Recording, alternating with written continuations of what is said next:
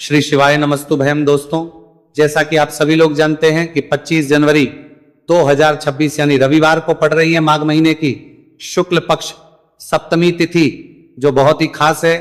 और दोस्तों, ये वो तिथि है जो कि माघ महीने में रविवार को पड़ रही है। दोस्तों, इसी दिन किया जाने वाला पंडित जी द्वारा बताया गया एक लाल फूल और एक सफेद फूल वाले उपाय आप लोगों को जरूर करना चाहिए, क्योंकि दोस्तों ये एक ऐसा उपाय है जो कि हर दिन नहीं किया जाता। माघ महीने में जो रविवार की सप्तमी तिथि आती है उसी दिन किया जाता है।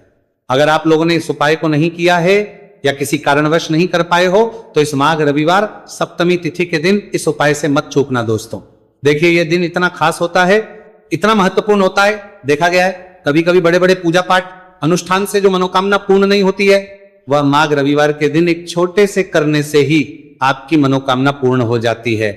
और बहुत सारे लोगों ने इस उपाय को किया भी है और उनको इस उपाय को करने का फल भी जरूर मिला है। अगर आप लोग भी इस उपाय को इस रविवार के दिन करना चाहते हैं तो आप इस उपाय को पहले अच्छे से समझ लेना, सुन लेना, उसके बाद करना। आपको इस उपाय का फल जरूर मिलेगा, आपकी सभी मनोकामनाएं पूरी हो जाएंगी। दोस्तों, हम आपको यहाँ पर बता दें कि ये जो एक लाल फूल और एक सफेद फूल वाले उपाय है, ये उपाय पंडित जी ने अपनी अभी की सीहोर की कथा में ही बताया है। उपाय को करने से आपके घर में चाहे किसी भी प्रकार की दोहक और समस्या क्यों ना चल रही हो, आपको उसका कारण भी नहीं पता है कि भाई ये समस्या किस कारण से चल रही है, उसका कुछ भी कारण हो सकता है। जैसे पितृदोष हो सकता है, काल सर्प दोष हो सकता है, या किसी भी तरह का मंगल दोष भी हो सकता है, और भी बहुत तरह के दोष होते हैं, कुछ भी हो सकता है। पर आपको इस उपाय को करने के लिए अपने दोष को पता लगाने की भी जरूरत है। आपके घर में किस कारण से इतनी दुख और परेशानी आ रही है वो भी आपको पता लगाने की जरूरत नहीं है। बस रविवार को सप्तमी तिथि के दिन इस उपाय को कर लेना है, क्योंकि इसी एकमात्र उपाय को करने से आपके पूरे घर परिवार में सुख और शांति हो जाएगी। आपके घर में अच्छे अच्छे काम होने लगेंगे। आपकी जो भी मनोकामना होगी वह भी धीरे धीरे करके पूर्ण होना शुरू हो जाएगी।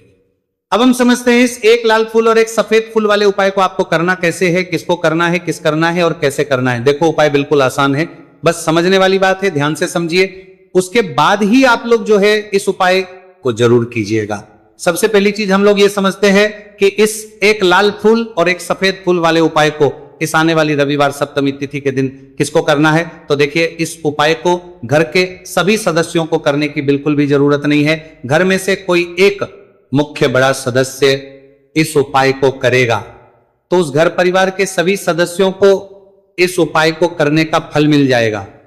पर वो बड़ा सदस्य कौन होगा, कौन व्यक्ति इस उपाय को करेगा, तो यहां पर देखिए हम आपको बता दें, घर की जो बड़ी माताएं बहनें होंगी, घर की बड़ी माताओं बहनों में से कोई भी एक माता बहन इस वाले उपाय को कर सकती है।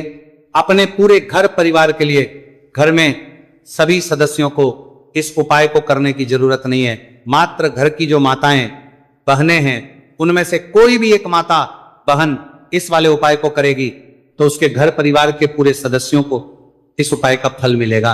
अगर किसी कारणवश माताएं बहनें घर में उपस्थित ना हो या वो इस उपाय को ना कर रही हो, कुछ दिक्कत हो, तो भाई उस जगह पर फिर घर का कोई बड़ा व्यक्ति भी इस उपाय को कर सकता है।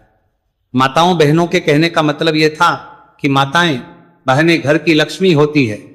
जब घर की लक्ष्मी कोई उपाय करती है तो निश्चित ही भगवान शिव जी जल्दी प्रसन्न होते हैं और उपाय का फल में बहुत जल्दी और बहुत बड़ा करके भी यहां पर देते हैं। तो आप लोग ये बात समझ गए होंगे।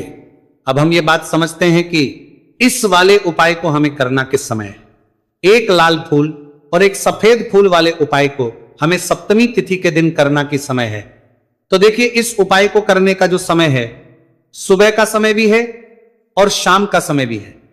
अब देखिए, यहां पर हम मुख्य रूप से सुबह का समय नहीं बोलेंगे, क्योंकि देखिए ये जो सप्तमी तिथि है, और आप सभी लोग जानते हैं रविवार सप्तमी तिथि के दिन का प्रदोष काल का मतलब शाम का जो समय होता है ना, इस दिन भगवान शिव जी का सबसे प्रिय दिन होता है। तो आप लोग इसे एक लाल फूल एक सफेद फूल वाले उपाय को सुबह के समय भी कर सकते हो और शाम के समय प्रदोष काल में भी कर सकते हो। सुबह के समय अगर कर रहे हो तो 10 या फिर 11 बजे तक भी अगर उपाय करोगे तो भी आपको उपाय का फल मिलेगा। वही अगर शाम के समय कर रहे हो तो इस दिन जरूर शाम के समय का ध्यान रखना। कि शाम के 6 बजे से लेकर 7 बजे के बीच में अगर आप इस उपाय को कर सकते हो तो बिल्कुल कर लेना, पूरी कोशिश करना। पर अगर किसी कारणवश इस समय के बीच में ना कर पाओ तो रात 8 बजे तक भी अगर आप उपाय को करोगे तो आपको उपाय का फल जरूर मिलेगा।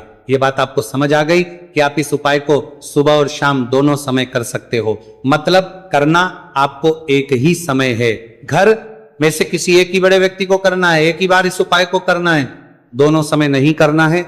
आपको जो समय अच्छा लगे आप उस समय पर इस वाले उपाय को कर सकते हैं। तो चलिए जानते हैं इन विशेष उपायों के बारे में। लेकिन उससे पहले जो भी मेरे भाई मेरी प्यारी बहनें आज चैनल पर पहली बार आए हैं या मेरी आवाज आज पहली बार सुन रहे हैं, अगर आप भी महादेव के सच्चे भक्त हैं तो वीडियो को लाइक और चैनल को सब्सक्राइब जरूर कर लें और कमेंट बॉक्स में लिखें हर हर महादेव। देखो, अब सबसे पहली बात आती है कि इस उपाय को हमें करना किस लिए है। जैसा कि हमने अभी आपसे बोला कि इस उपाय को करने के बाद आपके जीवन में बहुत सारी खुशियां आएंगी, आपकी मनोकामनाएं पूर्ण होंगी, आपकी धन की समस्या दूर होगी, आपकी पैसों की समस्या दूर होगी। अब देखिए, अगर आप लोग सोच रहे हो कि भाई हमें अपना घर बनाना है पर घर बनाने के लिए पैसा नहीं है, हमें गाड़ी लेना है पर गाड़ी लेने के लिए पैसा नहीं है, हमें जमीन लेना है पर जमीन के लिए पैसों की कमी पड़ रही है, अगर ऐसी ही दिक्कत परेशानी या किसी भी तरह की धन से जुड़ी हुई समस्या या पैसों से जुड़ी हुई समस्या अगर आपके जीवन में चल रही है तो ये उपाय निश्चित ही आपके जीवन में मतलब बहुत सारे मतलब फल लाकर दे सकता है।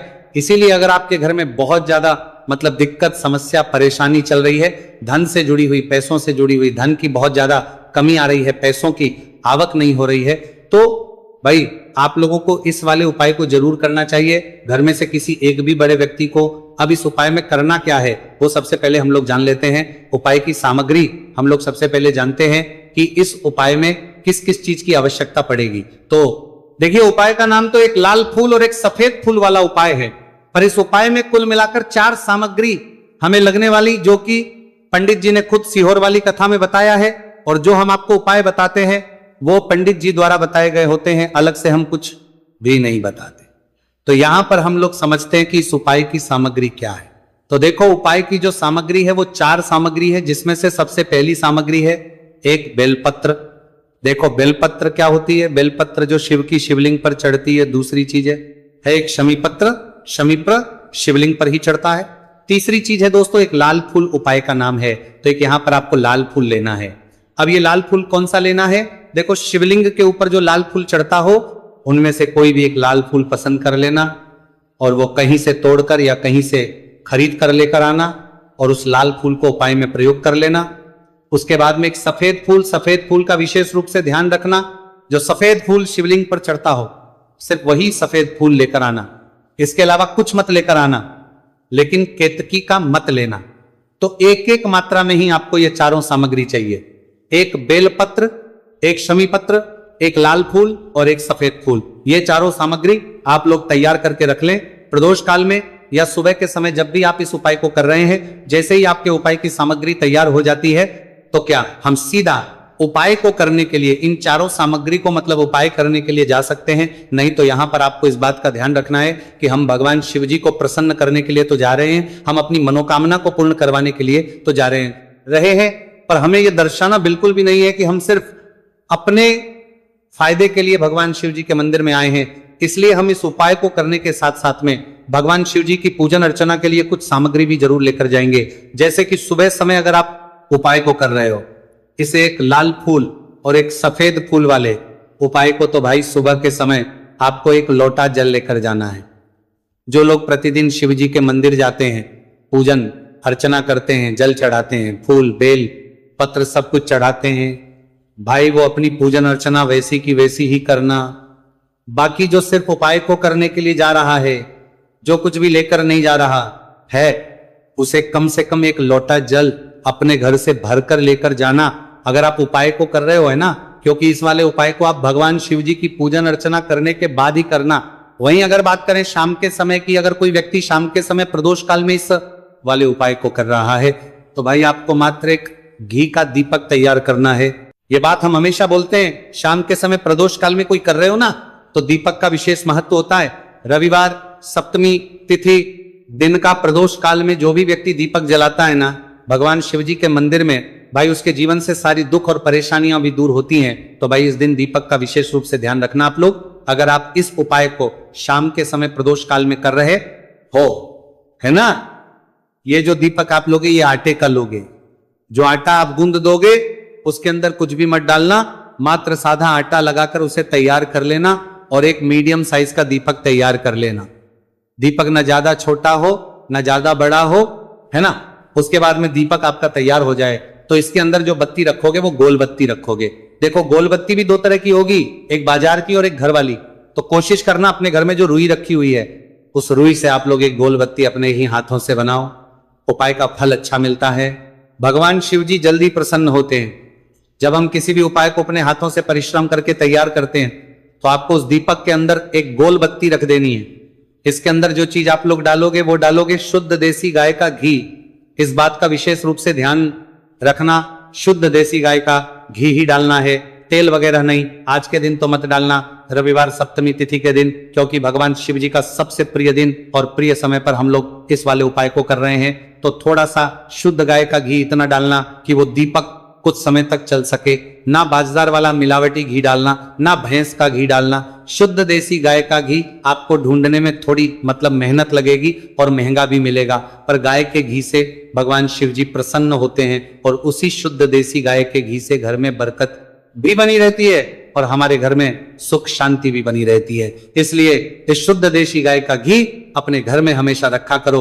वो भगवान शिव जी के कार्यों में भी उपयोग में आता है और उपायों में भी हम लोग प्रयोग कर सकते हैं। तो यहाँ पर आपकी सारी तैयारियां हो चुकी है। उपाय को करते समय शुद्धता का विशेष रूप से ध्यान रखिएगा। सुबह कर रहे हो तो भाई सुबह तो आपको स्नान करना ही करना है। बाकी शाम को कर रहे हो तो शाम को मात्र हाथ मुंह धोकर भी आप लोग इस वाले उपाय को कर सकते हो। कोई दिक्कत वाली बात नहीं है भाई। उपाय की पूरी सामग्री तैयार कर और पूजन सामग्री लेकर आपको भगवान शिव जी के मंदिर पहुंचना है, जो आपके घर के पास में हो, जहां पर शिवलिंग विराजित हो, शिवालय हो, वहां पर आप लोगों को पहुंचना है। और जैसे ही आप भगवान शिव जी के मंदिर में पहुंचते हो वहां पर आप जाकर ही उपाय शुरू नहीं करना है। पहले आपको भगवान शिव जी की पूजन अर्चना करना है। पूजन अर्चना कैसे करोगे? सुबह के समय गए हो तो एक लोटा जल वगैरह जो भी पूजन सामग्री लेकर गए हो, उससे पहले पूजन सामग्री आप लोग मतलब पूजन भगवान शिव जी की कर लो। जो व्यक्ति सिर्फ एक लोटा जल लेकर गए वो शिव जी के शिवलिंग पर मात्र एक लोटा जल एक धारा से धीरे धीरे करके चढ़ा लो। अपनी पूजन अर्चना आप लोग जो है पूरी कर लो पहले।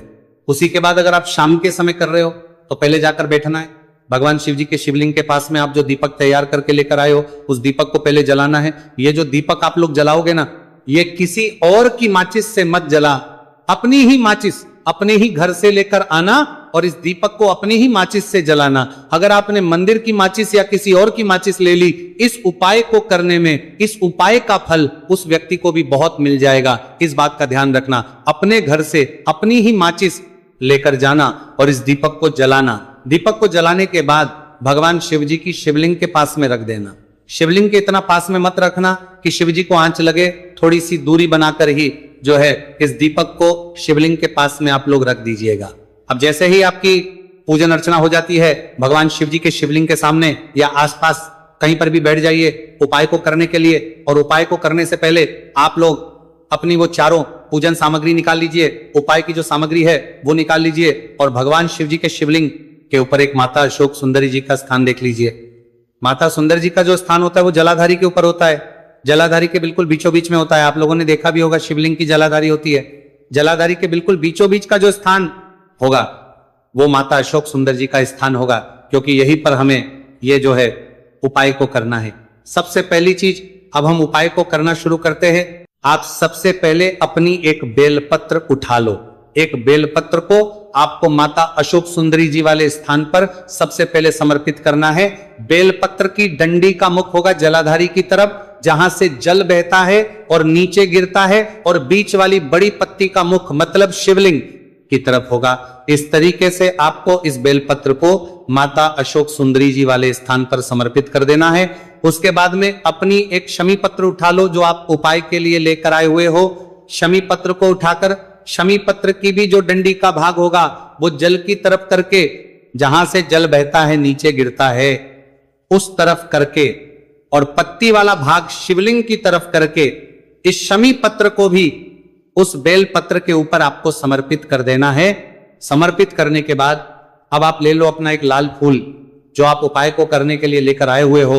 इस लाल फूल का जो खिला हुआ भाग होगा, चाहे वो गुलाब का फूल हो, चाहे कोई सा फूल जो शिवलिंग पर चढ़ता हो, भाई उस फूल का जो खिला हुआ भाग होगा वो शिवलिंग की तरफ होगा। बाकी जो पीछे का भाग होगा फूल का वो जलाधारी की तरफ, जहां से जल बहता है नीचे गिरता है उस तरफ होगा। और आखिरी में आपका जो एक सफेद फूल बचा हुआ है, इस सफेद फूल को भी आपको लेना है और सफेद फूल का जो खिला हुआ भाग होगा वो शिवलिंग की तरफ होगा, जहां पर शिवलिंग रखा हुआ है उस तरफ होगा। और डंडी का भाग जलाधारी के पीछे की तरफ हो जाएगा।